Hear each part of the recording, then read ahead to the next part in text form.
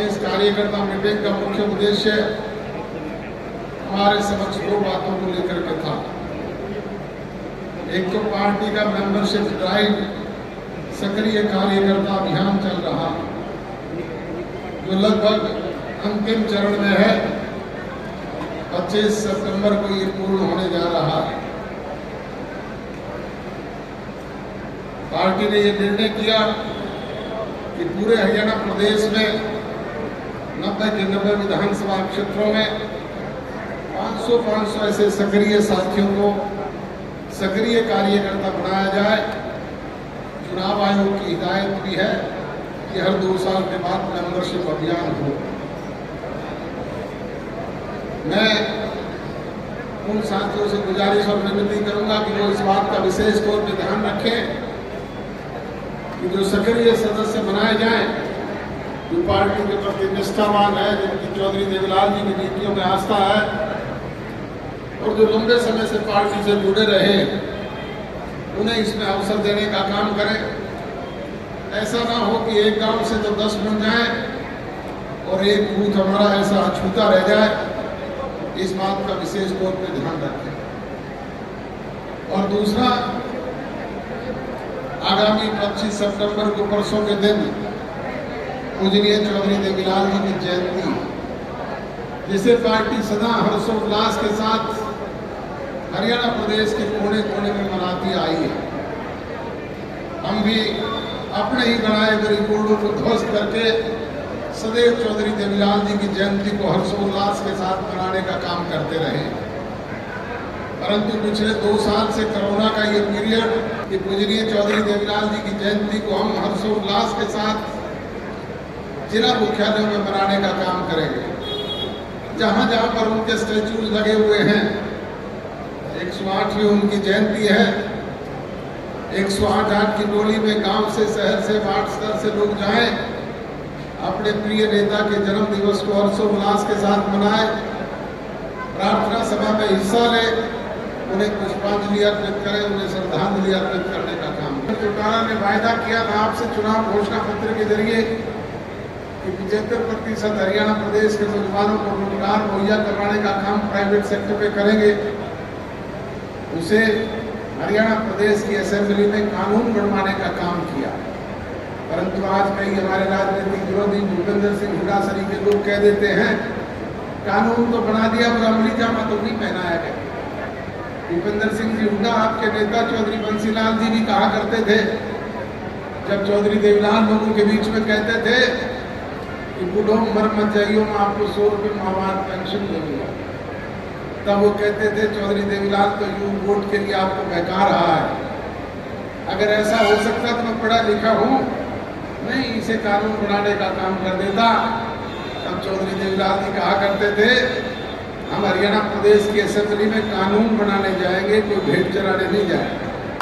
और कानून बना करके ना केवल उसे लागू करने का काम किया, बल्कि आज आपके बीच में वो वृद्धावस्था पेंशन किस रूप में मिल रही है आपको पता है। जननायक जनता पार्टी ने भी वायदा किया है कि उसे 5100 रुपये देने का काम भी करेंगे। और वो मौका भी आएगा जब 5100 रुपये बूढ़े और बुढ़िया के हाथ में होंगे। हम उसे कानूनी अमली जामा पहनाने का काम करेंगे। आपके बीच में, इन माताओं बहनों के बीच में हरी चुनरी चौपाल के दौरान वायदा किया गया था कि आपके बीच में आपको मान सम्मान देने का काम करेंगे। आपकी 50% भागीदारी है, 50% का हिस्सा भी आपको दिलवाने का काम करेंगे। और हरियाणा प्रदेश की असेंबली में पंचायती राज संस्थाओं में 50% आरक्षण देने का काम आपको कानूनी अमली जामा पहनाने का काम करेगा। गति इस कोरोना की वजह से रुक गई थी, अब वो तेज गति से पटरी में दौड़ाने का काम करेंगे ताकि वर्कर्स के रुके हुए काम हो, लोगों की समस्याओं का समाधान हो, उनको ज़्यादा से ज़्यादा मान सम्मान मिले। इस बात का प्रयास निरंतर गठजोड़ की सरकार आपके बीच में कर रही है। बुजुर्ग और नौजवान दोस्तों, इसके साथ साथ आप देखते हैं कि एक और नई चीज भी चल रही है, किसान आंदोलन। आपका जिला तो प्रभावित नहीं है, परंतु हरियाणा प्रदेश का बहुत सारा हिस्सा उससे भी प्रभावित है। और हमारे राजनीतिक विरोधी, खासतौर पे कांग्रेस पार्टी के लोग और कम्युनिस्ट पार्टियों के लोग निरंतर अपनी राजनीतिक रोटियां सेकने का काम उस किसान आंदोलन के जरिए कर रहे हैं। तरह तरह की बातें आपके बीच में करते हैं, उन कृषि कानूनों को काले कानून बताने का काम करते हैं। हिंदुस्तान की सरकार ने पार्लियामेंट में पूछा, कृषि मंत्री ने पूछा, प्रधानमंत्री जी से ने पूछा कि भाई हमें ये तो बता दो कि इसमें काला क्या है, अगर वो काली चीज हमें दिखा दे तो हम उसे रिमूव कर देंगे, उसे दूर कर देंगे। परंतु कोई जवाब नहीं। उनका काम तो सिर्फ हो हल्ला मचा करके अपनी राजनीतिक रोटियां सेकने का। आपके बीच में यहाँ भी हरियाणा प्रदेश में वो लोग निरंतर एक बात का शोर करते हैं कि दुष्यंत चौटाला इस्तीफा दे दे, दुष्यंत चौटाला इस्तीफा दे दे। मैंने बार बार उनसे कहा, अरे भाई दुष्यंत चौटाला किस बात का इस्तीफा दे दे? दुष्यंत चौटाला तो ना कानून बनाने वालों में, ना कानून लागू करवाने वालों में, ना जननायक जनता पार्टी का कोई सांसद, ना राज्यसभा में कोई मेंबर, फिर किस बात का इस्तीफा हमसे मांग रहे हैं? इस्तीफा मांगे तो आपके स्थानीय सांसद कृष्ण कुमार जी गुजर से मांगे, जो सरकार में मंत्री भी है, सांसद भी है, जिन्होंने इसमें योगदान दिया। साथ लगते राव इंद्रजीत जी से मांगे, जो सरकार में मंत्री भी हैं और वहां के सांसद हैं। शर्मा जी से मांगे, जो सोनीपत के सांसद हैं। अनिल भाटिया जी से मांगे, जो करनाल के सांसद हैं। रोहतक के सांसद अरविंद जी से मांगे, या हिसार के विजेंद्र जी से मांगे, सुनीता दुग्गल जी से मांगे, नायब सैनी जी से मांगे, रतनलाल कटारिया जी से मांगे, जो सांसद हैं, जिन्होंने इस पे हस्ताक्षर किए। परंतु दुष्यंत चौटाला इस्तीफा दे।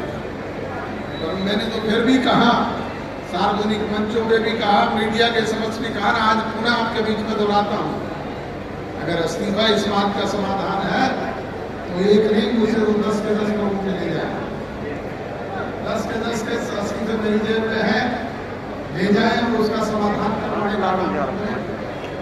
इस्तीफा तो दुष्यंत के चाचा अभय सिंह ने भी दिया था, कोई हल निकला क्या? मेमोरी बढ़ जाती रही। हम आपके बीच में कहा करते थे कि एक थी इनेरो, आज वो एक भी नहीं रही, शून्य हो गई। जब हमने दिन में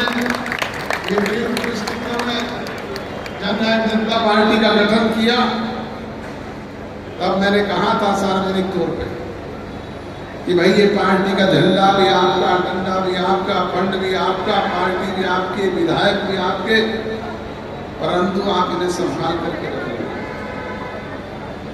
आज मुझे कहते हुए खेद होता है कि 20 विधायकों वाले शून्य पे आ गए। और दूसरी तरफ आप लोगों के सहयोग, आपके आशीर्वाद से जननायक जनता पार्टी का जैसे गठन हुआ, एकदम लोकसभा में चुनाव आ गए, उसके बाद जींद का उपचुनाव आ गया, विधानसभा के इलेक्शन आए, आप लोगों का आशीर्वाद रहा, आपका सहयोग रहा, निरंतर आपका प्यार मिलता रहा। उन स्थिति में हमने विपरीत हालात में हरियाणा प्रदेश में संगठन को भी खड़ा करने का काम किया, उन चुनावों को भी लड़ा, और आज सरकार में आपकी भागीदारी आप लोगों के सहयोग से हुई। 10 विधानसभा के सदस्य चुन करके आपने दिए, जिसकी वजह से जननायक जनता पार्टी और भाजपा गठजोड़ की सरकार आज प्रदेश में चल रही है। बुजुर्ग और नौजवान दोस्तों, 10 विधायक मायने नहीं रखते। सबसे बड़ी बात यह है कि जो इन लोगों को 27% वोट के साथ हमने झंडा डंडा ढंगा दिया था, उनके वोट घट करके आ गए 2%। और आप लोगों के आशीर्वाद और सहयोग की बदौलत हमने 10 विधायक ही नहीं जीतने का काम किया, बल्कि 17.5% वोट लेने का काम हरियाणा प्रदेश से किया, जो अपने आप में बहुत बड़ी अचीवमेंट है। द्वारा